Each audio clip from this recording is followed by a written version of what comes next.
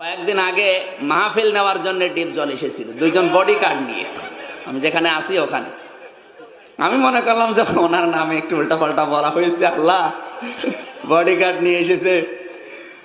আমি বললাম যে স্যার, প্রথমে ভাই বললাম যে ভাই, বলছে হুজুর আপনি কি বলবেন আমি বুঝেছি। আমি গাবতলী এই টার্মিনালে আমার মাহফিল হয় প্রত্যেক বছরে। আমার দাদার নামে, আমার বাবার নামে, নানার নামে স্মরণ করে দেয় যে আপনাকে এবার প্রধান বক্তা বানাবো, আপনি ডেট দেন। আপনি বলতে চাচ্ছেন যে আমার নাম ধরে আপনি বলেছেন, আসলে ও দোষ আমার নাম, এটা আমার চরিত্র। আমি সিনেমায় ওই চরিত্র প্রযোজক আমাকে দিয়েছে পরিচালক, এই জন্য আমি ওইরকম করি, তাছাড়া আমি কিন্তু ভালো মানুষ।